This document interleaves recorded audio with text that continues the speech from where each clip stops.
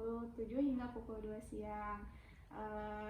Ibu tadi sesuai dengan diagnosa Ibu mengidap HIV ya. Nah, tujuan saya di sini adalah untuk memberikan pendidikan kesehatan mengenai HIV. Waktunya 10-15 menit ya Bu. Tempatnya di sini. Apakah Ibu bersedia? Bersedia. Baik, kalau Ibu bersedia, kita mulai ya.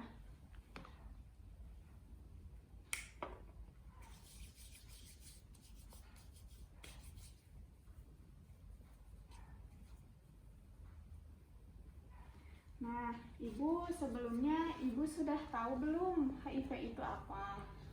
Saya baru mengetahui sedikit bahwa ternyata HIV itu menular. Oh iya, nah Ibu di sini saya akan menjelaskan lebih rinci lagi mengenai HIV. Nanti saya akan menjelaskan mengenai pengertian, tanda dan gejala, penyebab, cara penularan, dan pola hidup sehat untuk orang yang menderita HIV. Kita mulai ya Bu. Nah dari sini ini ada HIV. Apa itu HIV? HIV sendiri adalah singkatan dari Human Immunodeficiency Virus. Virus ini dapat menyebabkan AIDS dengan cara menyerang sistem kekebalan tubuh. Nah, sistem kekebalan tubuh itu sendiri yaitu sel darah putih. Apabila sel darah putih itu diserang, maka imun kita turun ya Bu. Nah, sedangkan AIDS sendiri adalah singkatan dari Acquired Immunodeficiency Syndrome. Nah, kata lainnya AIDS ini merupakan dampak atau efek perkembangan dari virus HIV ini atau yang bisa kita sebut sebagai komplikasi.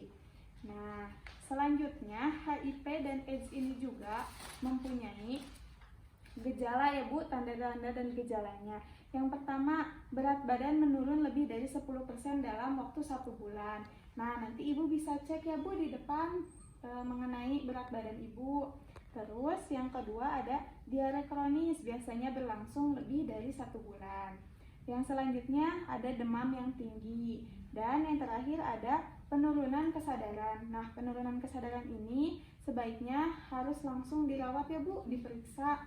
Takutnya malah memperparah keadaan.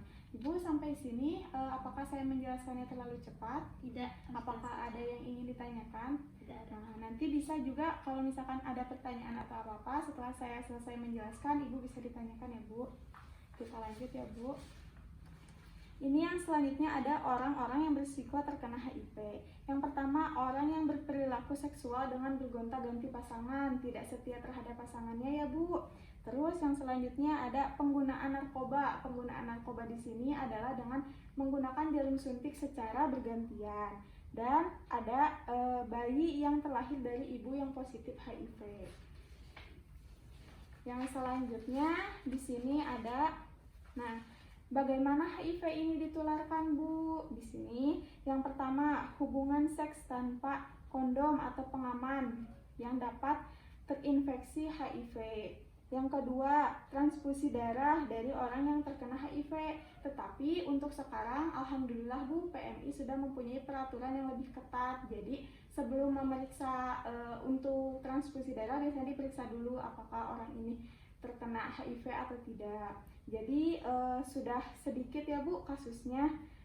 Terus yang selanjutnya adalah penggunaan jarum suntik secara bergantian dengan orang yang terinfeksi HIV, biasanya pada orang yang menggunakan narkoba dengan jarum suntik. Yang selanjutnya, ibu hamil yang mengidap HIV dan janin yang dikandungnya pasti itu sudah kemungkinan besar terinfeksi HIV. Dan yang terakhir, bergonta-ganti pasangan, tidak setia kepada pasangannya. Nah, di sini ada cara mencegah HIV Bu, ada 5, ada A, B, C, D, dan E. Yang pertama A ini abstinence. Abstinence di sini adalah absen dari seks, tidak berhubungan seks saat jauh dari pasangan. Selanjutnya be faithful, berlaku saling setia dengan pasangan. Jadi saat jauh dari pasangan tidak melakukan hubungan seksual dengan orang lain. Yang ketiga C di sini adalah kondom. Kondom di sini adalah pengaman ya Bu untuk mencegah terkenanya virus HIV. Jadi melakukan hubungan seksualnya dengan menggunakan pengaman berupa kondom. Terus yang selanjutnya no drugs, yang tadi sudah saya jelaskan, tidak menggunakan narkoba terkhusus untuk penggunaan narkoba dengan jarum suntik. Dan yang kelima education, dan ini penting banget Bu untuk pendidikan tentang HIV sejak dini. Nah, di sini ada pengobatannya Bu. Nah, sampai saat ini belum ada obat untuk menyembuhkan HIV, tetapi hanya ada obat yang untuk menekan virus HIV supaya memperlambat perjalanan virus HIV, yaitu yang kita kenal dengan antiretroviral atau kita suka menyebut dengan obat ARV. Obat ini harus dikonsumsi secara rutin ya Bu, dikonsumsinya, karena kalau misalkan tidak dikonsumsi secara rutin bisa menyebabkan resisten di sini, jadi tubuh sudah tidak merespon lagi obat tersebut, jadi tidak ada gunanya, tidak berpengaruh terhadap tubuh. Nah, di sini ada tips hidup sehat untuk penderita HIV. Yang pertama, minum obat secara teratur. Ini sangat penting ya Bu, yang barusan sudah saya sampaikan. Yang kedua, pola makan sehat. Ini pola makannya harus yang bergizi sesuai dengan anjuran dari dokter ataupun ahli gizi. Nah, yang ketiga ada rutin olahraga seperti misalnya lari pagi gitu kan Bu, atau enggak jalan-jalan di sekitar rumah.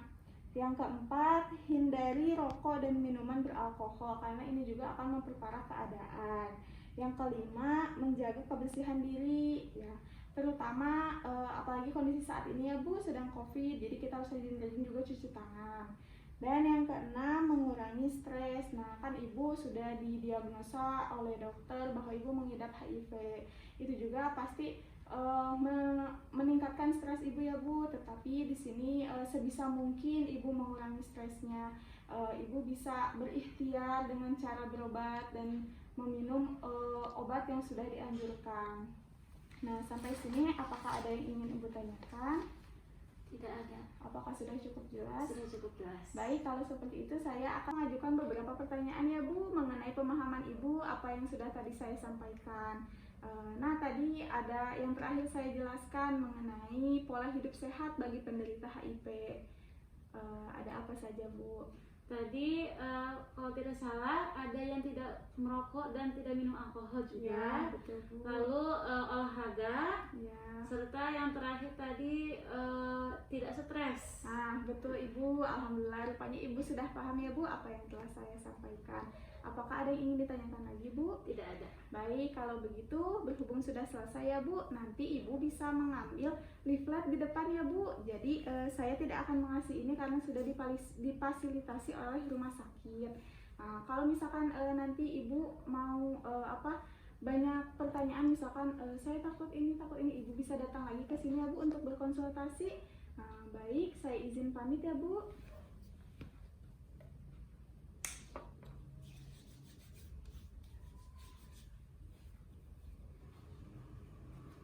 Assalamualaikum.